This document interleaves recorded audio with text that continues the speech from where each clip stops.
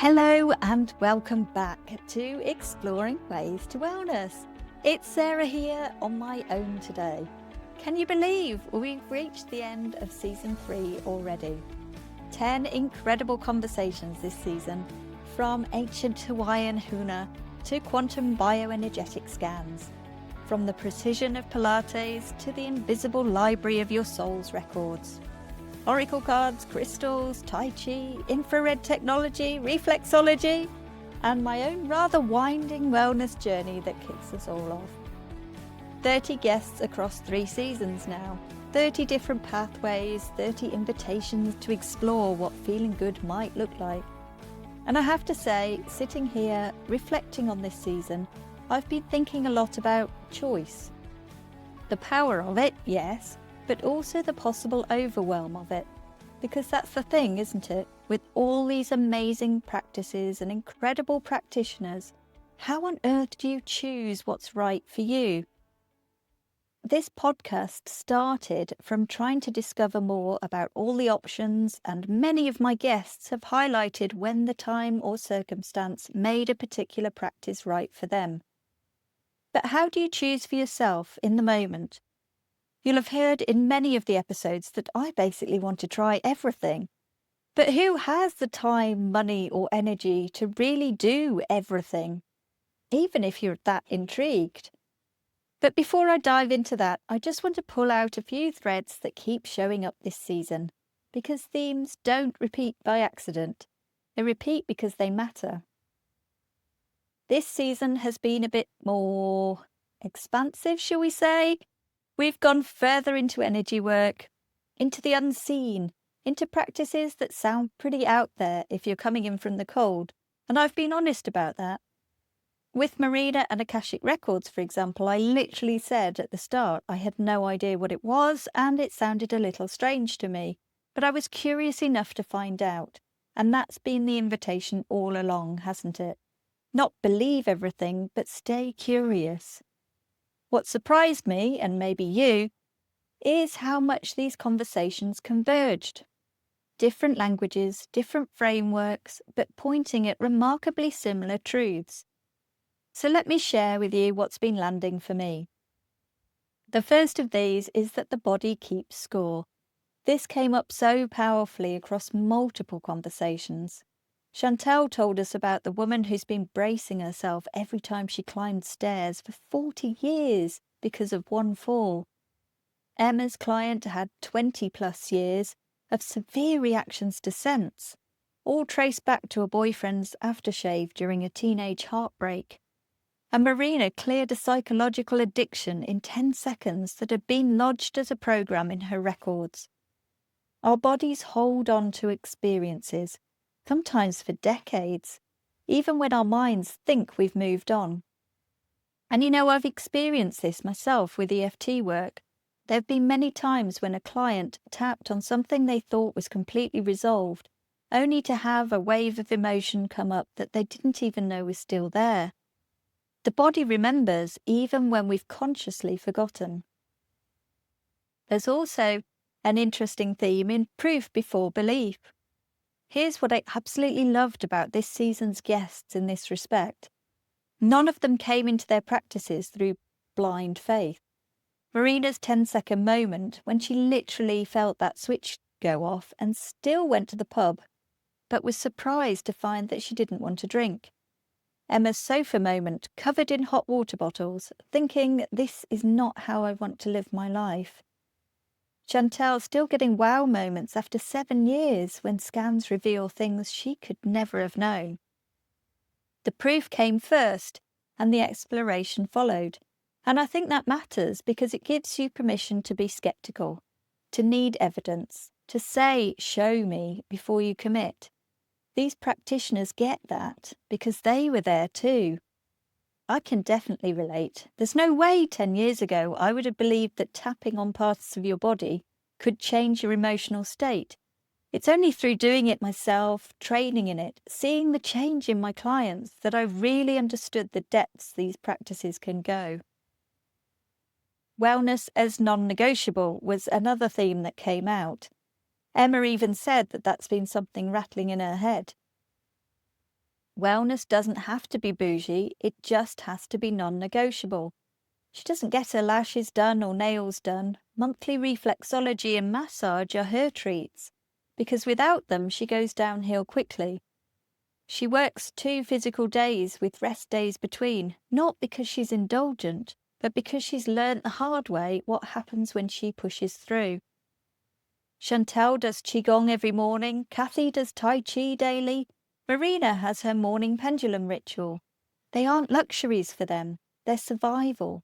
They're the things that allow everything else to function. And I think that's where a lot of us get stuck, isn't it? We treat wellness as the thing we'll get to when we have time. But the practitioners who've been through their own healing crises, they've made it foundational. Trust your body. As Emma said, your feet know things your mind has forgotten. And Marina said, go off your gut instinct. Our mind is very strong, but the body's going to give you the right answer. And you know what? They're absolutely right. Modern life trains us to prioritize our mind over body. We think our way through everything, overriding physical signals, pushing through fatigue, dismissing intuition as unreliable. But every single one of these practices, in their different ways, invites us back into body wisdom. The body isn't just carrying us around, it's communicating constantly, and somehow we've just forgotten how to listen. For Matt, his body told him he was most himself on stage. For me, when I'm doing EFT with a client, I get a certain sensation in my chest. I've learned that's my body saying, pay attention here, this is important. We all have these signals, we're just not always listening. Another theme that came through for me was small, consistent practice. Nobody, and I mean nobody this season, recommended just a weekend workshop or one annual retreat as the answer. Kathy's 10-minute daily Tai Chi, Anne saying Pilates twice a week beats monthly intensives, Emma's monthly reflexology top-ups, Marina's morning ritual, Chantal's daily Qigong. The transformation comes from small, regular, sustainable practice. And sometimes that consistency is even passive. Matt showing up on stage because that's where he feels most himself. Seth's infrared technology working while you sleep. Not all practice even requires effort. 10 minutes daily beats 2 hours sporadically. Monthly check-ins can beat crisis intervention. The wellness that sticks is the wellness that fits into your actual life.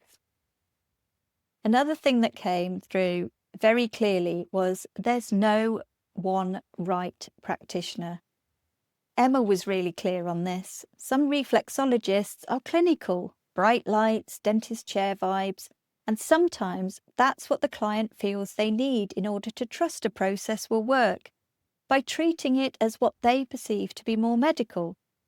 Her clients respond better to candles and blankets, calming, relaxing and nurturing vibes. Neither is wrong. Just know what you want. The best practitioner, best, isn't necessarily the most qualified or the most expensive. It's the one you can trust, the one whose energy feels right. These are, in many cases, intimate practices with vulnerable conversations. Deep work. If your body's saying no, even when your mind is saying, but they're highly recommended, listen to your body. If your body doesn't feel safe, it will resist any change anyway. You might want to follow someone on social media for a while. Watch them on YouTube. Go to taster sessions. Really feel into how they make you feel before spending a lot of money and time with someone who doesn't feel right. It's also worth taking time to remember that transformation isn't linear. Many of my guests talked about this. Nobody had a smooth, straight line. There were setbacks, confusion, darkness in some cases. And Marina said it perfectly. There will often be one thing that tips you over, but it may be that lots of things contribute. Trust the process. even when you can't see progress. Because the turning points look sudden from the outside, but they're often built on invisible accumulated work. So, 30 guests, hundreds of insights, and here's where I keep landing: choice. Because that's what all of this is about, right? You get to choose what resonates, what works, what feels right in your body for your life at this moment. Reflexology or Pilates, oracle cards or crystals, energy work or something more tangible, ancient practices or modern science. All of it, some of it, none of it. And that's empowering. It really is. To know you have options, to know there's so many different doorways into feeling better. But, and here's what I've been sitting with, choice can also be overwhelming, anxiety-inducing even. Because if there's 30 options, and believe me, there are many, many more, and you're only trying one, what if you pick the wrong one? What if the thing that would have actually worked for you was the one you didn't choose? What if you waste time, money, energy on something that doesn't land? And I think after 3 seasons, after all these conversations, I'm starting to understand something really important. There's no wrong choice. Sometimes the choice finds you. Matt watching The Street Juggler at 13. Seth's injury forcing him to learn about circulation. Falling out of love with my own business that ultimately led me to EFT that completely changed my life. Sometimes the choice is made once and runs passively. Sometimes it takes regular action and changes over time depending on physical ability or circumstance. The important thing is taking the next step. Just the next one. Whether it's listening to podcasts like this to find out what's out there, booking into taster sessions, having that conversation with your friend who looks really good lately. What have they been doing? Going along to something with a mate, even if you're not sure that you believe in it. The point is keeping curious and trying. You may surprise yourself. Here's the anxiety paradox, isn't it? The freedom of choice can create paralysis. So how do you choose? Listen to your body, not your mind, your body. What are you drawn to? I don't mean that in a super spiritual sense, though, I don't know, maybe I do. What do you keep noticing? What keeps coming up? Start with curiosity, not overcommitment. What are you most curious about right now? Not what sounds most impressive or what your friend swears by. What calls to you? And give it time. Emma's results took 18 months of groundwork before the tipping point, and Anne mentioned it takes time to get fundamental foundations right sometimes before moving on. There's not a magic wand, and transformation isn't always linear. Just try one thing at a time. And importantly, it's also okay to discover what's not for you. That's also information, not failure. Don't overwhelm yourself. There's no perfect timeline.